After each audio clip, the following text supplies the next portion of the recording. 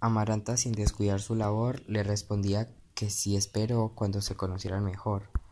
Úrsula terminó por aceptar, aunque no estaba muy de acuerdo. Aureliano fue quien dijo que era absurdo estar pensando en bodas. Su pensamiento estaba en la guerra y el trabajo, pues la muerte de Remedios lo volvió amargado. Todas las noches jugaba partidas de dominó con su suegro, quien le aconsejara que se volviera a casar, pero no estaba en sus planes. Don Apolinar Moscote le contaba de sus reuniones políticas, de las ideas de los liberales, que según él eran malos y querían descuartizar el país con sus ideales, y los conservadores, que tenían el poder de Dios, conservaban las tradiciones. Pronto se acercaban las elecciones, y trajo al pueblo 6 soldados totalmente armados y pasaron casa por casa decomisando armas de cacería y hasta los cuchillos de cocina. Eso le pareció absurdo a Aureliano, pues Macondo la gente no tenía preferencias políticas. También repartía tarjetas azules y rojas con los nombres de los candidatos de cada partido. Decretó la ley seca. Nada de bebidas alcohólicas antes de las elecciones. El domingo transcurrieron las elecciones en calma a las 4 de la tarde. Se terminó la jornada electoral poniéndole una cinta sellada con su nombre a la luna. En la noche, mientras jugaba dominó, don Apolinar ordenó abrir la urna y contar los votos. Había casi igual de votos azules que de rojos. Sacaron 10 tarjetas rojas y volvieron a cerrar la urna. Aureliano dijo: los liberales irán a la guerra, pues si ya fueron liberales, por la de las tarjetas. Pero Apolinar le respondió: si tú fueras liberal, así serías mi yerno, no hubieras visto lo de las tarjetas. La población no se indignó por el resultado de las elecciones, sino por el hecho que no les devolvieron sus armas. Acudieron a Aureliano para que hablara con don Apolinar Moscote, pero éste le dijo que esas armas las habían enviado como prueba de que los liberales estaban preparando para la guerra. Eso indignó a Aureliano. Una vez oyó hablar a otras personalidades del pueblo, quienes le preguntaron si era conservador o liberal, y Aureliano respondió: si hay que hacer algo, sería liberal, porque los conservadores son tramposos. En una opción fue donde Alirio Noguera, un falso médico que tenía poca credibilidad y curaba con frasquitos llenos de pepas de azúcar, fue allí a consultar por un supuesto dolor en el hígado, pero era con el fin de indagar con él su procedencia. Entre tanto se reunía también con otros jóvenes del pueblo, con quienes estaban de acuerdo con eliminar a los conservadores y a sus familias. El médico se aterró de sus planes, pues actuaba de forma individual, y no estaba de acuerdo con eliminar de golpe a todos los conservadores.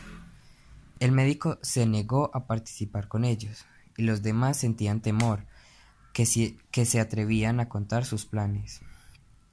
A Arcadio, que ya era un joven corpulento que dictaba clases a grandes y chicos, también le apasionaban las ideas liberales y la guerra, pues escuchaba hablar de la posibilidad de matar al padre Nicanor, convertir la iglesia en escuela, apoyar el amor libre. Por un tiempo se calmaron y continuaron con la rutina de su trabajo. En diciembre Úrsula entró al taller alarmada diciendo: estalló la guerra.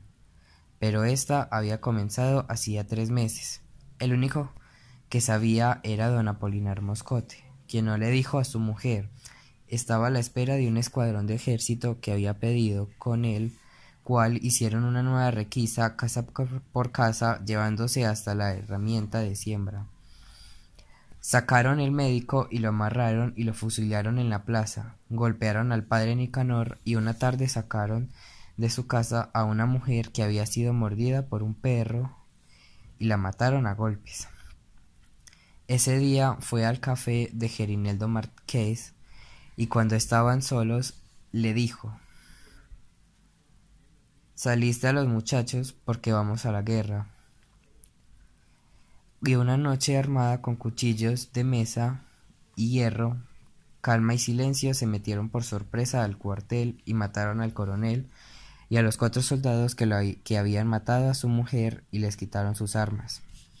Esa misma noche se marcharon para reunirse a las fuerzas revolucionarias de Victoria Mediana. Pero antes sacó del armario a don Apolinar y le permitió que le garantizaran proteger a él y a su familia. Don Apolinar no podría reconocer que ese hombre corpulento con botas y fusil terciado fuera Aureliano. Aureliano dirigió 32 levantamientos armados y todos los perdió. Tuvo 17 hijos, con mujeres diferentes, y los mataron a todos en una sola noche. Logró sobrevivir a muchos atentados, emboscadas, intentos de envenenamiento y rechazo condecoraciones del gobierno. Y la única herida que sufrió se la hizo él mismo cuando se le disparó el arma, pero la bala no le causó el mayor daño. Mientras tanto, en Macondo, el que se había quedado a cargo fue Arcadio, que le diseñó un uniforme y para todos sus alumnos al comienzo del pueblo no lo tomó en serio, pero poco a poco se convirtió en el ser más despiadado de todo Macondo. Encerró la iglesia al padre Nicanor y prohibió celebrar misas mandadas a fusilar a quienes se burlaban de él por irrespeto a la autoridad, amarraba a quienes se le rebelaran y los mantenía a pan y agua.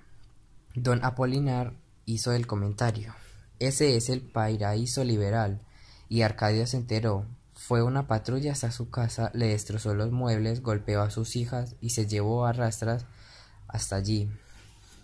Y en medio del patio le gritaba a Aureliano que era un desgraciado, hijo de mala madre, y éste sin pensarlo le disparó, pero ella, armada de valor, le seguía gritando: «Mátame a mí», también para no poder seguir sufriendo la vergüenza de haber criado un monstruo, y lo persiguió hasta el fin del patio, donde Aureliano se encerró con un caracol.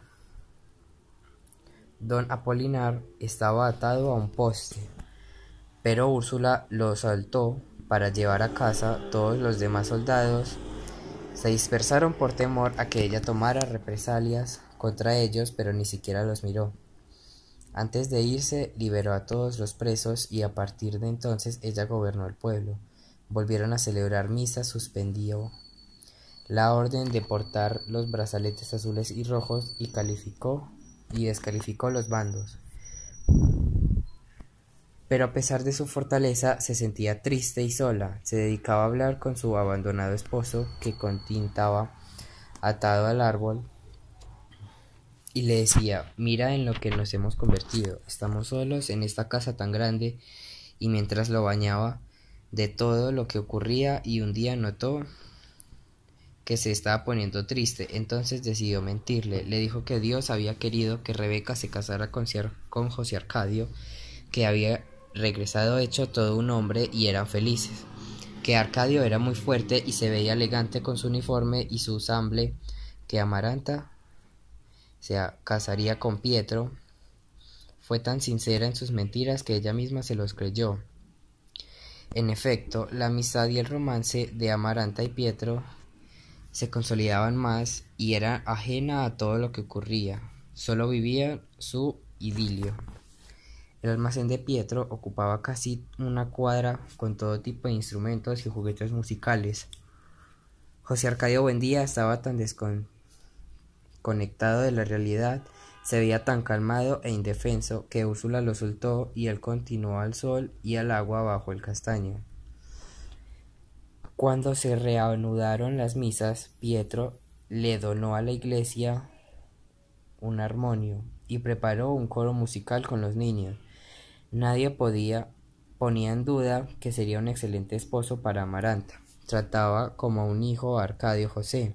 Una tarde, sin dudarlo, tomó de las manos a Amaranta y le pidió que se casara con él, pero ella retiró sus manos y le dijo: «Ni loca me casaría contigo», pues sentía resentimiento por todas las veces que había hecho aplazar la boda de Rebeca y haber cambiado su destino. Pietro le suplicó, se humilló, lloró, pero nada logró persuadirla.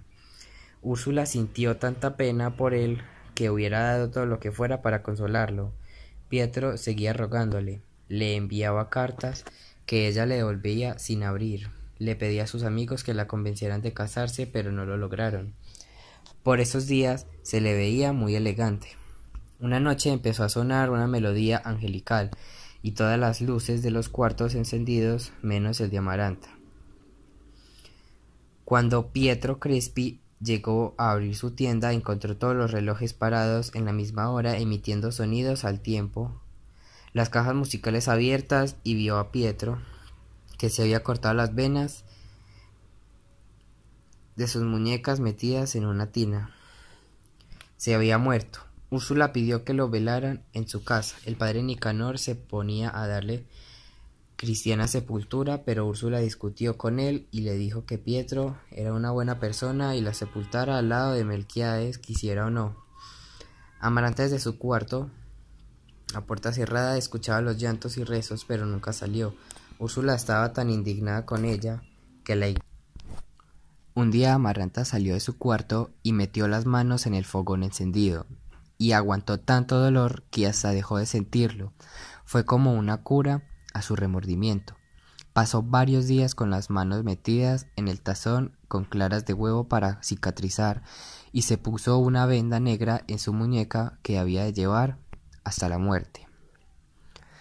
Arcadio decretó un momento de duelo por la muerte de Pietro, y Úrsula interpretó ese gesto como el regreso del cordero perdido, pero se equivocó, pues a Arcadio lo perdió, no desde que se visto el uniforme militar, sino desde siempre, ya que éste era un resentido por todo el sufrimiento y la indiferencia que sintió desde su nacimiento, pues él sentía que el único que quería en esa casa fue Melquiades y la india que lo crió. Nadie más nunca fue tenido en cuenta. Usaba la ropa vieja y los zapatos grandes que le regalaba Aureliano. Cuando él ya no le servía una tarde, en la tienda le gritaron: «Tú no mereces llevar el apellido que tienes», y él respondió: «A mucho honor no soy un buen día». La gente pensaba que él ya sabía la verdad de su nacimiento, pero no era así. Este también deseaba meterse a la cama con Pilar Ternera, desconociendo que era la madre. Quiso tomarla por la fuerza, diciéndole que no hiciera la digna, pues al fin todos sabían que era una puta. Pero ella lo ignoró. Le pidió que le dejara la puerta abierta en la noche y la esperara, pero nunca llegó.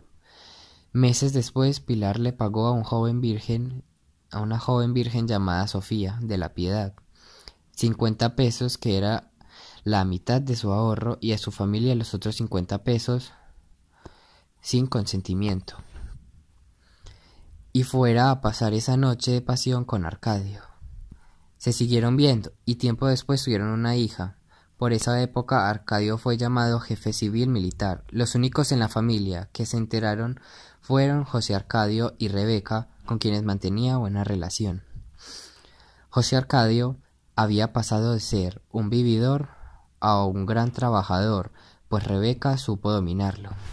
Este se empezó a apoderar no solo del patio de la casa donde vivía, sino de todos los terrenos que quiso, y tomó por la fuerza, derribando cercas y casas, todos los terrenos que no le interesaban. Les cobraba a sus dueños un impuesto, se apoderó hasta del cementerio, y él tenía que pagar para enterrar a los muertos. Se dedicaba también a cazar animales, y Rebeca a bordar y mantener la casa limpia. Arcadio fue una tarde a visitarlo y llevarle una demanda que le había hecho por las arbitrariedades conocidas, y José Arcadio alegaba que esas tierras le pertenecían, ya que él las había repartido en épocas de la fundación de Macondo con su padre. Aureliano propuso fundar una oficina donde pudiera legalizar las tierras y cobrar los impuestos. Arcadio empezó a manejar el dinero recaudado, con el que construyó una casa grande y la mandó a amoblar con cosas importadas. Un domingo, al salir de misa, Úrsula, que sospechaba lo que estaba pensando, le gritó desde la puerta de la casa: «Eres la vergüenza de la familia», pero éste la ignoró. Una tarde llegó al pueblo una anciana en burro, cargado de escobas y le dejaron como a cualquier vendedor, y se veía inofensiva, primero tras el cuartel, y al presentarse con un saludo militar, dijo el coronel Gregorio Stevenson: lleva malas noticias, pues el coronel Aureliano Buendía lo había enviado para pedirle que se entregara, pues había perdido la guerra, y no quería que le sucediera nada, pero Arcadio no le creyó, y los mandó a pasar. Este sacó de su seno un pescadito de oro para que comprobara que sí lo había enviado el coronel, pero aún así no lo creyó, y decidió defenderse a como diera lugar. Tenía poca munición, y así se enfrentaron, y los vencieron muy rápido. Sonaron campanas, tiros, y las mujeres armadas con cuchillo decidieron salir a pelear. Entre la confusión, Arcadio encontró a Amaranta, que iba a buscarlo para entregarle unas armas viejas que había encontrado, pero él se devolvió a llevarlo a casa de Úrsula. El coronel Gregorio Stevenson le suplicó que lo liberara y le evitara la humillación de morir vestido de mujer, pues si había de morir, que fuera peleando. Úrsula intentó entrar a Arcadio a la casa y le gritaba: «Basta ya de locuras», pero fue inútil. En ese momento llegaron otros hombres armados y le dijeron: «Suelte a ese hombre o no respondemos», y Arcadio se entregó, y poco después cesaron los disparos y empezaron a repicar las campanas. El coronel Stevenson liberó a los presos y le entregó las armas para que lucharan. Parecía que estaba bien resguardado el cuartel, pero los opositores lo destrozaron a cañonazos.